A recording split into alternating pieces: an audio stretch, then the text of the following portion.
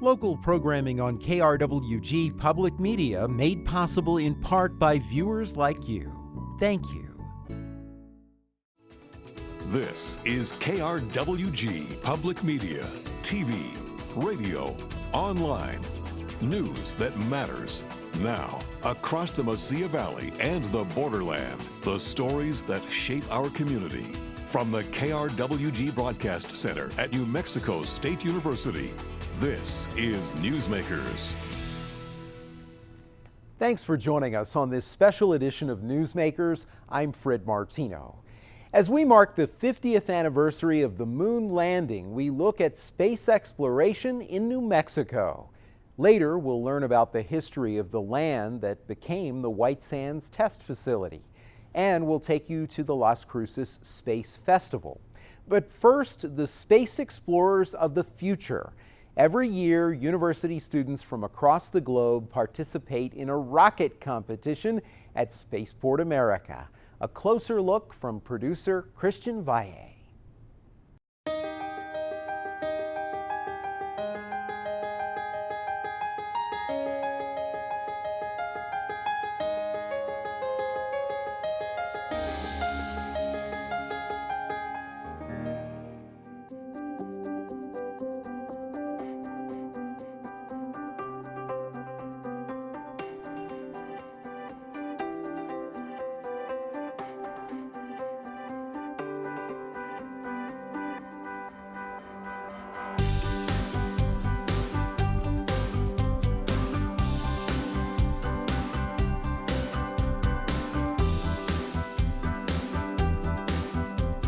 So at 7 o'clock this morning, we had the opening ceremony to kick off this wonderful week of students from around the world that are here competing with their rockets that they've developed in different categories. And it's such an exciting venue for Spaceport America to host with Ezra. What this competition does is it allows universities from around the world, there's 14 countries, about 120 some teams this year. What it is the innovative spirit that these university students are getting while they're understanding the theoretical concepts of their studies. They actually have a practical side. They're actually building a rocket that they can then go to a competition, and you learn so much better that way as a student. That you're actually, what you study, you build something, you go out and compete and you launch it. As a host facility of Spaceport America, that's what excites us, because we're grooming the future workforce of the space industry. We're allowing them a really wonderful competition during their college years and the ability for them to be incredible assets to future companies. And you'll see as we go forward with this competition in time, you'll see that the companies are realizing this is the best event around the world, this much of the future aerospace brain trust in one location. This is our second time at the IREC competition here in Las Cruces. This team we started last year. Our entire goal was to make it to competition. We made it. Unfortunately, we experienced a catastrophic failure, so our rocket blew up a couple hundred feet in the air. Obviously, it was a pretty devastating experience for us, but this year we've come in really strong. We're super excited for competition this year, and really our goal is just to have a successful flight. We're really excited.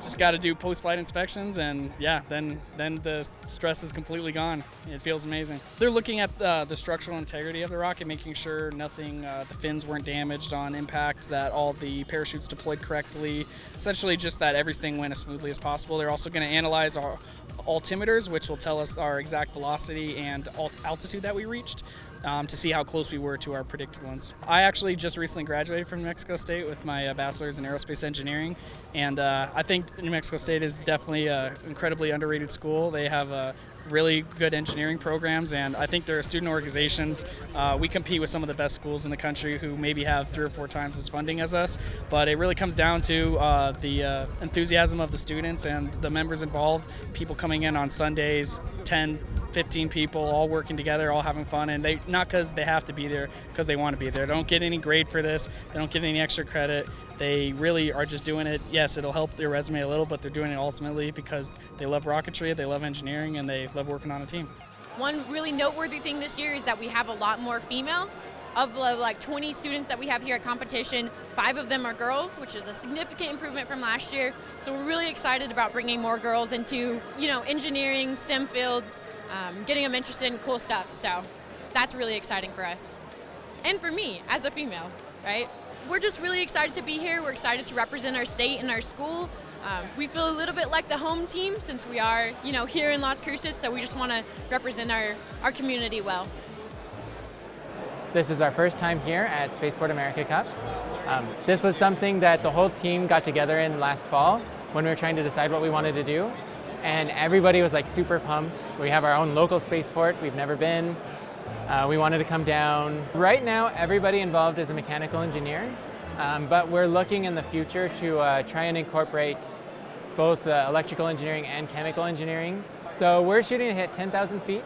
We've had 2 successful launches so far, 1 successful recovery. So we've definitely learned. We're ready. We feel pretty good about the launch. 9, 8, 7, 6, 5, 4, 3, 2, 1.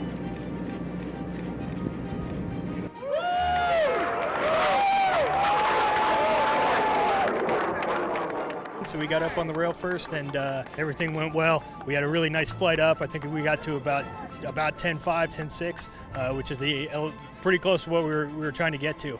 And then we had 2 successful deployment events, so both parachutes deployed right when we wanted to. So nominal. Everything looked really, really great.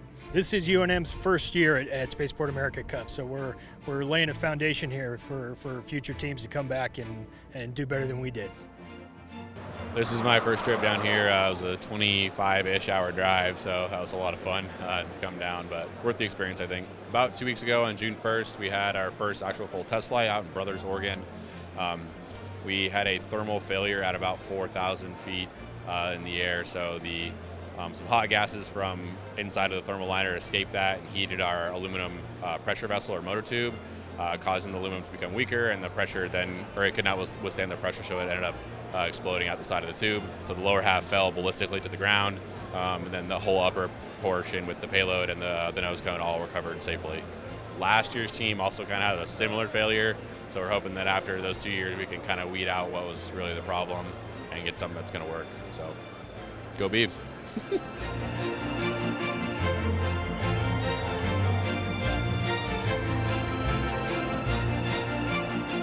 We're competing in a 30,000 feet commercial off-the-shelf solid motor competition. And so this year we've built a very impressive rocket. Half of it is made of fiberglass and then the other half is made of carbon fiber. And we also have, all of it is student made, so we have our own payload.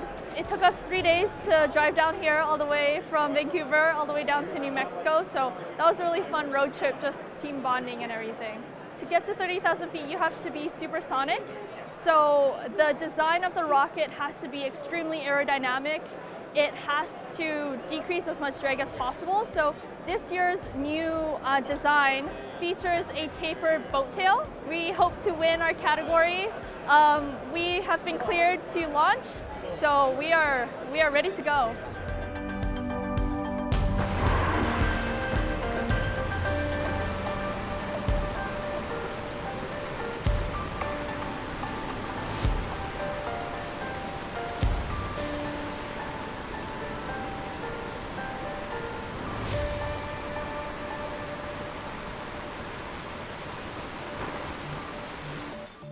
We're going into our 6th year operating out of Texas A&M University. We're just a group of students passionate about designing and building rockets, and the opportunity to compete at this competition here in New Mexico is something we just can't let pass up. Our rocket is a student research and design hybrid rocket. We're going for the 10,000 foot category. My goal is, once I graduate, get a job at one of the private space companies, hopefully at some point actually become an astronaut, but that's going to take some time. I don't know. We'll see. But yeah, I would definitely very interested in propulsion, space vehicle design, things of that nature. Once we get the launch off, we're going to get all the Mexican food. It's going to be great. I'm excited.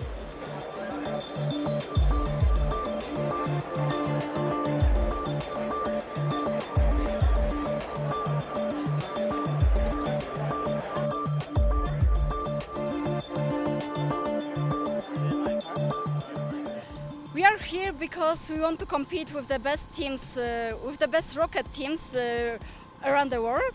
And in our country there is no so many possibilities to launch the rockets. So it's the best idea to launch our rocket here to meet other teams and to learn how to build rockets. The whole rocket, all subsystems we had in our luggage, and we came here using airplane, and yes, we've got the whole rocket in our lab, in the airplane. Our rocket is 5 meters long and weighed about 50 kilograms. And the total impulse of the motor is 18 kilonewtons seconds. So it's really big rocket. And this year we want to win this competition. Mexican food is really great. We eat it every day. Here is really beautiful, and the competition is amazing. And we hope it's not our last time, so see you next year.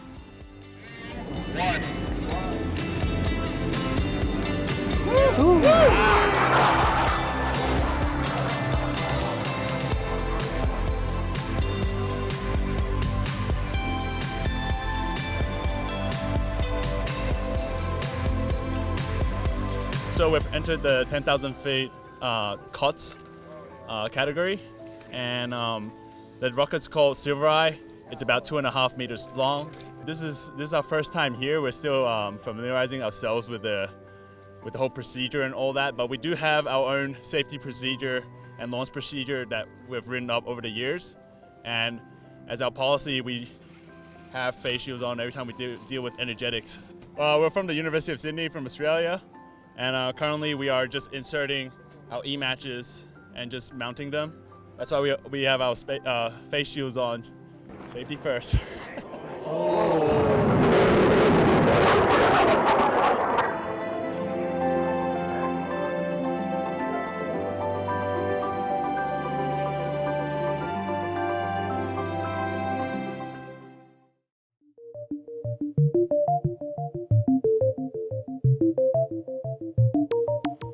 So we're on day 5 of the Las Cruces Space Festival at the moment, and the event today is called Making Contact. And all the different things that happen during the festival, there's a variety, but we wanted to have at least one event where if people wanted to talk directly to space companies about things that they might be interested in to do with getting a job, or what qualifications they'd need, the skills they'd need to acquire, or if they're already in the workplace and they think, that sounds interesting, I'd like to know more about it, maybe I'd like to do that, they would be able to ask those questions directly. And so this event is running in Las Cruces Convention Center today, trying to achieve that. NASA are here, White Sands Missile Range are here, White Sands Test Facility, Virgin Galactic, Jacobs Technology are here as well, ATA are here. There's a whole bunch of different organizations. And the intention really is the variety of opportunities there are here get represented so people can go around and talk to them and see what's going on. I'm here representing NASA. I work for ASRC Federal, and we're actually here representing the Space Network, Goddard Space Flight Center. So we support space communications, including launches. We also are the mainline support for the International Space Station. So every time you see an astronaut talk to television, talk to students in classrooms, that's coming through the Space Network. And then we also are the main form of communication for science down to Earth. For the future, we're really looking for innovators, so people who think outside the box. Not everything has to be exactly the way it was done before. So for example, with Space Network, we're moving from RF communication to laser and optical communication. So really kind of thinking outside the box of new ways to improve things and really to support next generation as well as partnerships with commercial industry. I would say one of the best things is become a good communicator. So it doesn't matter if you're an engineer, a scientist, or whatever your job is at NASA, and being able to communicate to both the public as well as to your technical counterparts is what's so key about working together at NASA. You can find more information about the Space Network at esc.gsfc.nasa.gov. My job is working mission operations and special projects for Virgin Galactic. First, we want to get this spaceflight tourism mission that we're about to be regular and consistent and safe and that's about what we're doing now with the flight test program in Mojave. We do provide summer internship positions. In fact, we've got 4 on the engineering team this summer. Those positions will be in our Mojave, California facility, but we also have one information technology intern who will be working here in Las Cruces. We're just doing something new and different, and it's never been done before. It's pretty challenging and could be a little scary, but it's super exciting. And every day, every one of us has an opportunity to make a difference and really advance this really special mission we're about.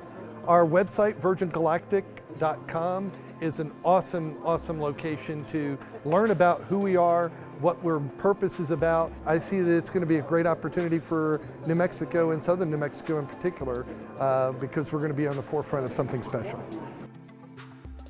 I want to make things fun for maybe younger kids, so maybe build something like this and program more things and help people imagine a world in aerospace. Well, initially I was thinking of doing software engineering, so that's why I'm so interested in this, because I like programming computers and I like how they designed this game. I think it's going to grow more and more because electronics and technology is growing every year, and there's always something new.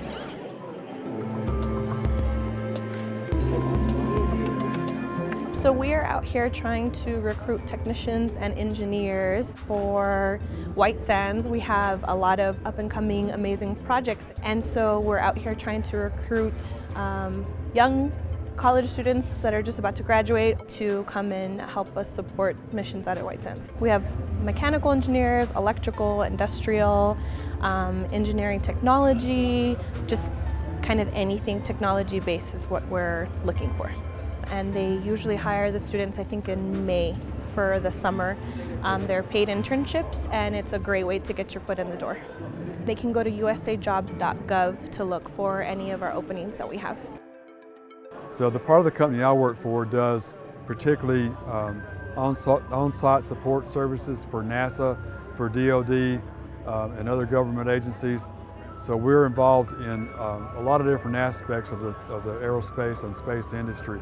At the NASA facility here, we're doing support work for NASA, several different NASA programs, particularly the Orion program, which is their new crew capsule for their new space vehicle that will take a version of it will be used to take people to the moon and hopefully to Mars one day. So I expect within the next few years there'll be, 4 or 5 or 6 companies or more launching missions to space from New Mexico. Our website for Jacobs is jacobs.com. I'm really excited about what the space industry can do for this region, and so that excites me as much as the technical stuff, being able to help make that happen in this region. So the website of the Las Cruces Space Festival is lcspacefestival.com, and on there we try to set out the schedule of all the events, but then provide detail about each one so people can decide if it's if it's interesting and if they would like to go. So very much we see ourselves as collaborators, working with all the different organisations in the community and producing a festival each year. Finally on the program, the White Sands Test Facility has an important role in space exploration, and it was only possible because of a great sacrifice made by the families who originally owned the land where it was built. Albuquerque Christian School student Owen Currier learned about his family's connection to that land and produced a documentary honored with a first-place award at National History Day in New Mexico. Thanks to Owen, here's the story we should never forget.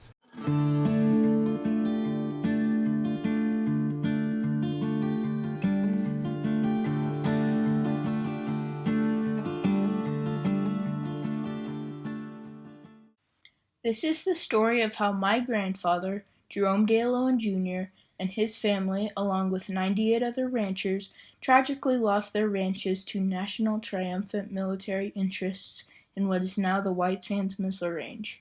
The government could take the area by right of eminent domain, but that process is required to involve just compensation. The government did not fairly compensate the ranchers for their properties or follow the principles of due process of law according to the United States Constitution. However, the outcome of this situation led directly to military success and the triumph of the nation's space program. When my grandfather, Jerome Dale Owen Jr., was 5 years old, his grandfather, Jerome Dow Love, bought a ranch outside of White Sands, New Mexico, just north of Las Cruces. This is what the ranch looked like in the front yard when my grandfather was growing up.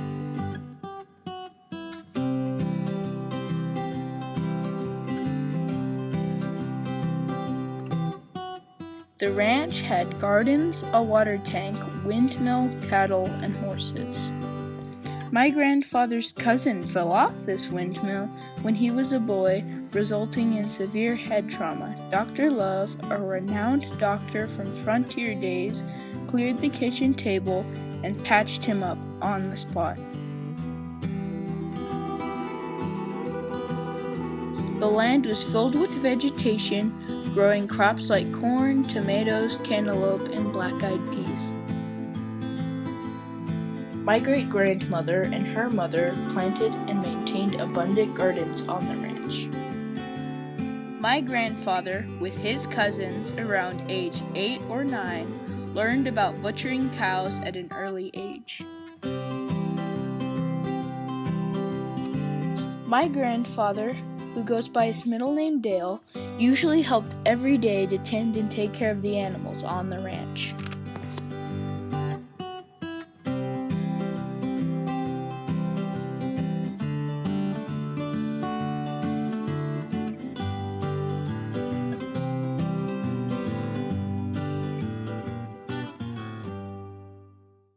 In 1945, the government approached ranchers in the area to rent land for testing bombs. The first atomic bomb was assembled in the McDonald Ranch House, nearby neighbors of the Love Ranch. Because of the bombing of Pearl Harbor in 1941, the United States realized it needed to be ready to respond to military threats. In 1945, the country was emerging from World War II. The U.S. understandably wanted to set aside areas to prepare weaponry to be ready for the next conflict. The area was chosen for its close proximity to Fort Bliss Army Base and the Air Force in Alamogordo.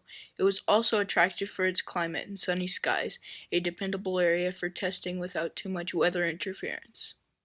From 1945 to 1952, arrangement was co-use with the government. Ranchers could ranch and rockets could be tested.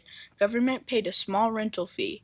In 1952, government issued a 20-year lease. Arrangement began with the time frame for the ranchers to exit the ranch lands. After the 20 years, the ranchers were supposed to be able to return, but that was never allowed, and the ranch was taken. Well, we were living up on the ranch in the San Andres Mountains, and in 1952, the government came in and said they wanted to rent the land for 20 years to test rockets. So we signed a lease, a rental agreement for 20 years. And that rental contract also stipulated that at the end of the 20 years, they would do another 20 years. Well, after they had moved us off, and at the end of the 20-year period, they called us to the White Sands Missile Range headquarters and told us that we had to get off, that they were taking over the land, that it no longer belonged to us, and to get totally out of the picture. Well, there were about 98 ranchers involved, and we all got together and fought it in court. When everything was said and done, they gave us about enough money to rebuild the fences and took the land for the government. It no longer belonged to us, and we had to get our furniture off. They said we had to get the livestock off quickly. We didn't get them off quite fast enough, So they shot some of our livestock. They killed some of the livestock. Finally, we got off and fought the battle in court for a while, and that was the end of the situation. They eventually came in and began to have the NASA base right at our gate, which is instrumental in landing on the moon and Mars. There have been numerous attempts to gain fair compensation over the years. This letter shows the debate included the years preceding 1988 and beyond. The attorneys representing the ranchers' interest states that the United States claims court denied payment to the ranchers. The ranchers acted in good faith to cooperate with their government, but were unfairly compensated for their properties. The ranchers had help from Congressman Joe Skeen in attempting to introduce a bill that would win fair compensation for the ranchers' properties, but it never passed. This is what it looks like today when a NASA contractor allowed my grandfather on the land to see his ranch. Clothes were still in closets because they thought they would be coming back. My grandfather was a teenager when they left, and it's been longer than 50 years since anyone lived there. He thought he would raise his children there. In recent years, there has been an effort from NASA to recognize and preserve the history of life on the ranches. The White Sands Test Facility Environmental Department preserves the historical resources for the site. On their website, it is indicated that the natural and geological sources of the ranch are protected under federal law. This time, the Owen Love Ranch is the only White Sands Test Facility archaeological site eligible for listing in the National Register of Historic Places. The gate to the White Sands Test Facility used to be the road that led to my grandfather's ranch. Representative Clinton Anderson from New Mexico successfully promoted the state during the 1950s and 60s as a site for the space program.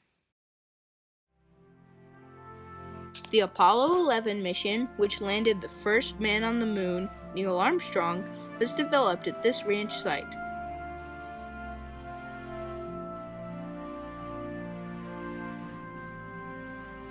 The ranchers contributed to the ongoing success of the space program. My grandfather, Dale Owen, was invited to speak at NASA White Sands Test Facility to tell the story of the ranch and their life there.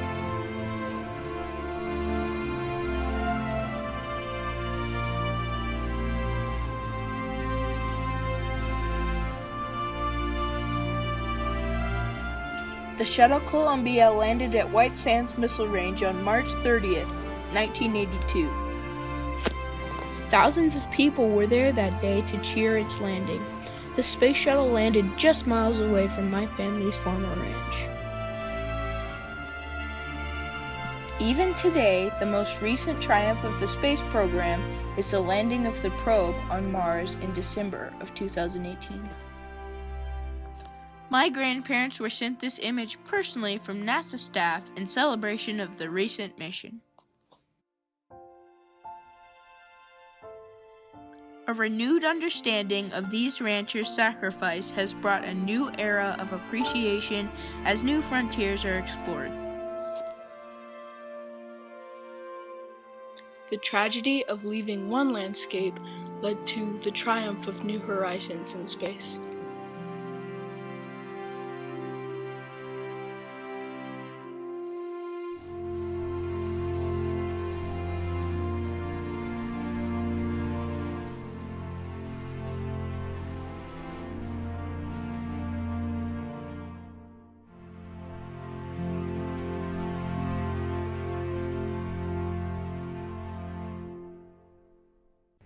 Thanks again to Owen Currier for sharing his award-winning documentary, No Return Home.